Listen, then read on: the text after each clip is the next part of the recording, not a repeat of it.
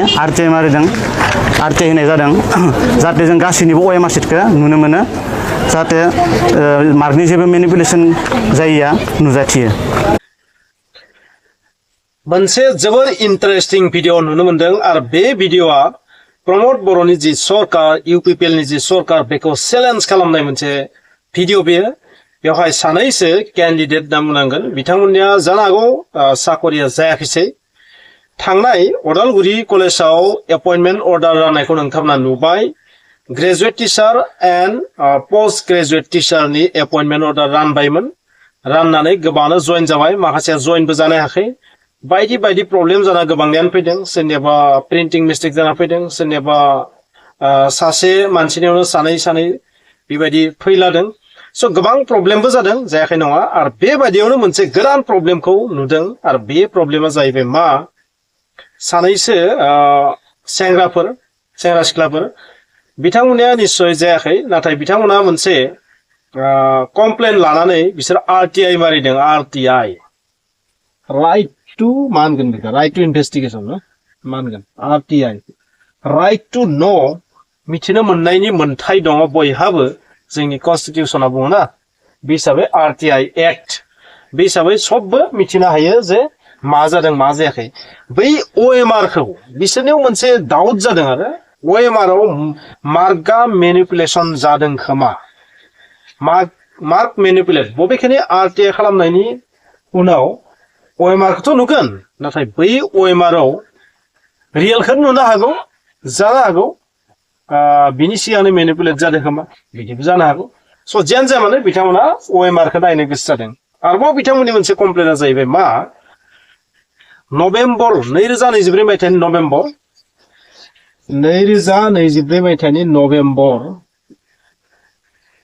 2023 मायथाइनि नभेम्बराव जोबनायफोरा माबायदि फेब्रुवारियाव एप्लाइ खालामनो हाखो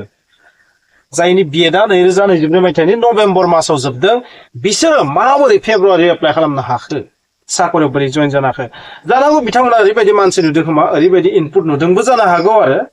जायफोरा माने जग्य नङामोन जायफोरा एलिजिबल नङामोन बिसोरबो साफा सानै सोरबा साख्रि लानाय नुदों खोमा बिसोरनि बादिबा आरो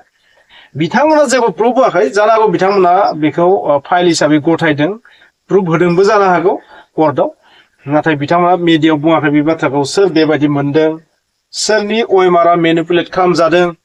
सोर OMR खौ मेनिपुलेट खालामदों सोर बेबायदि 2 नम्बराव साख्रि लादों बेखौ माने बिथांमोना मेनसनथ' खालामाखै नाथाय बिथांमोना बेबायदि नुदों माबा मोनसे बेबायदि इंगितजों बिथांमोना RTI खालामदों RTI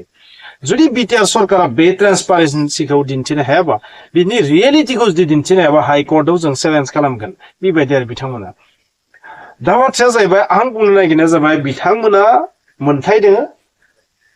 राइट टू नो बिथांमोना मोनथाय दोङो मिथिनानै मोनथाय दों बिथांमोना गावनि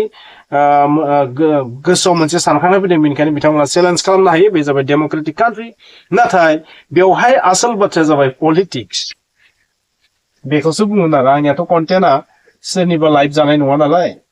बिथांमोना RTI खालामनांगौ बरिया बेबायदि खालामनांगोन आरो बेबायदि जुदि जों पाब्लिकफोरा खालामबासो जोंनि सरकारफोरा ट्रेन्सपारेन्सि जानो बाध्य जागोन ओंखायनो बिथांमोनखौ आङो धन्यबाद होदो बिथांमोना साहस खालामदों बिथांमोना बेसेबां कारेक्ट गोरोन्थि नंखाय बिजों मेटार नङा नाथाय बेबायदि खालामनाया जाबाय दरकार जों हादरनि नोगोरारिफोरा जुदि बेबायदि साहस जुदि खालामग्रा ओंखाराबा थारैनो सरकारा बोरै ट्रेन्सपारेन्सियाव फैनो सोर मोजां मावदों सोर 2 नम्बर मावदों बेखौ जों एसेबाबोथ' मिथिनांगोन ना बेनिखायनो बिथांमोना बया खामानि मावदों होननानै आं बुंगोन दा बाथ्राया जाहैबाय मा पलिटिकेल एंगेला मा बिथांमोना पलिटिकेल पार्सनथ' नङा नाथाय बिथांमोननि बे मिडियायाव फैना बुंनायखौ नुनानै पलिटिकेल पार्सनफोरा खिन्थु मा एडभान्टेज लासिगोन दानियाबा माबायदि जासिगोन नोंथांमोना बेखौ नुदों जानांगौ जे प्रमोद बर'नि सरकारा रां लायालासिनो साकरि होयो होननानै बुंबाय थादों बहा दा बोरै नुजाखो नाथाय बेनि रियेलिटिया दासिम प्रुफ जायाखै बेयो फोरमान जायाखै नंमारगोना नंमारा बिथांमोननि बे RTI खालामनायाव बेसेबां रियेलिटि दङ बिथांमोननि बुंनाया बेसेबां रियेलिटि दङ बिथांमोना बेसेबां कारेक्ट तथ्य डाटाखौ लानानै बाथ्राखौ बुंदों बेनि जेबो प्रुफ जाथ'वाखै दाबो भेरिफाइ जाथ'वाखै नाथाय बिनि सिगांनो पलिटिकेल पार्सनफोरा अपोजिसनफोरा चान्स लाबाय आरो बेनोथ' बिउटि अफ डेमोक्रेसिनि बिउटिया बेनो लोगोफोर So interesting बाथ्राया नाथाय नंमारगौ बे जि एपइन्टमेन्ट अर्डार रानबाय बै एपइन्टमेन्ट अर्डार राननायाव गोबां फिसा फिसा गोरोन्थिबो नुजादों नुजायाखैना फिसा फिसा गोरोन्थि नुजादों आरो बै फिसा फिसा गोरोन्थिफोरखौ थारैनो सरकारा नेक्स्ट फिउचाराव फोसाबलांनो हानांगोन फिउचारावबो जुदि बेबायदि साकरि होयोबा बै फिसा फिसा गोरोन्थिफोरा जेन थाया खारन गोबां मानसिया दासिम जइनखौनो जानो हायाखै एपइन्टमेन्ट अर्डार मोननायनि उनावबो जइनानो जानो हायाखै गोबाङानो जाहोना बैफोरबो थानो हागौ आरो दा जुदि बिथांमोना आरटिआइ खालामनायनि उनाव रियेलिटिया मोगथाङाव फैयोबाथ' जोबोर मोजां बाथ्रा दा बेबायदि जामारदोंबाथ' बे जोबोर गाज्रि बाथ्रा नङा होमबा नाथाय आंथ' ओरैबायदि बांसिन नांदों बे माने पलिटिकेल पार्सनफोरनि थाखाय मोनसे हाथियारसो जानो थांगासिनो दङ बिथांमोना आरटिआइ खालामनानै बेसेबां साक्सेस जागोन जाया बेखौथ' समाजो खिन्थागोन नाथाय थारैनो पलिटिक्सनि थाखायथ' बे बरिया हाथियार जाबाय आरो होमबा स' बांद्राय बुंला बे बिथिङाव आङो नेक्स्ट आरो 1000 एपइन्टमेन्ट अर्डार राननो थांगासिनो दङ जिहेतु इलेक्सना जोबोर खाथियावनो फैबाय नालाय साख्रि होनायाबो एसे जरदार जायो आरो ना इलेक्सन खाथि खाथियाव गोबां रोखोमनि जरदार खामानिफोरा जायो आरो स' जों नुलांगासिनो थागोन लामा बानायनाय नुगोन नोंथांमोना दा स' बेबायदि अनेक धरननि नुलांगासिनो थागोन आरो जियानो जाया माने खेंख्रा खेंख्रि जियानो जाया माने आंनि बादिबाथ' इलेक्सना थाब थाब फैबाय थानांगौब्लानोसो खामानिफोरा थाब थाब जायो साख्रिफोरा थाब थाब जायो स्कुलफोरा थाब थाब सरकारि जायो गोबां बुस्थुफोरा थाब थाब जायो आरो ओंखायनो इलेक्सनानो फैगासिनो थानांगोन होननासो आं बुङो नोंथांमोना मा सानो बुंबानो जाबाय इलेक्सना फैबाय थानांगोन आं बोसोरै फैनांगौ अब्लाना बोसोरै खामानि जागोन होमबा स' बेबायदि आरो बेनिखायनो दा 1000 आरो साख्रि मोनबावनो थांगासिनो दङ जोंनि स्कुलफोरा आरोबाव स्ट्रं जानो थांगासिनो दङ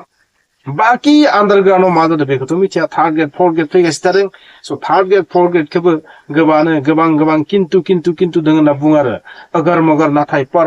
ओरै बुंसै आरो खिन्थु आंथ' मिथिला बे बिथिङाव जेबो सोमोन्दो गैया नालाय आरो बे पलिटिक्सआथ' अरायबो रां जाख्ल'नायखौ नुखागोन राजखान्थियाव माने रा दंखायो ना खं लगायनाबानो जाबाय रां राजखान्थियाव रां जाख्ल'नायखौ फार्स्ट नुखायो घटालाखौ फार्स्ट नुखायो करापसनखौ फार्स्ट नुखायो बाखि मोजांखौ उनावसो नुयो आरो दा बेवहाय बेसेबां मोजां गाज्रि जादों मिथिया आरटिआइ खालामनो थाखाय जोंनि मानसिफोरा साहस जादों बे धन्यबाद नांगोन खमसे खम रियेलिटिखौ मिथिनाया दरकार थारैनो जुदि सिं माबा मोनसे करापसन जादोंबा बेखौ मिथिनाया दरकार आरोबाव मोनसे कमप्लेनखौ आं बुंनो बावगारलांदों नोंथांमोननो बिथांमोना बुंदों मा एमआइएल साबजेक्ट गैयिफोरा माबोरै एपइन्टमेन्ट अर्डार मोनखो एमआइएल मिन्स बेवहाय जानो हागौ बर' एमआइएल जुदि बर'फोरनिखौ बुंदोंबा आरो बिथांमोना बा एसामिस एमआइएल बा बर' एमआइएल बेबायदि आरो जुदि बर' एमआइएल साबजेक्टआनो गैयालासिनो माबोरै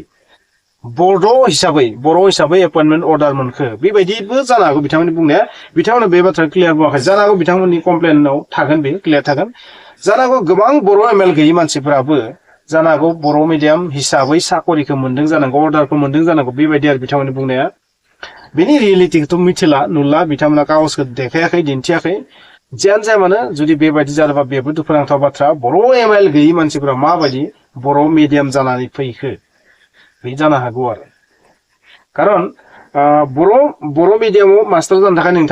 नोंथांनो खमसे खम बर' एमएल साबजेक्टआथ' मास्ट बि थानांगोन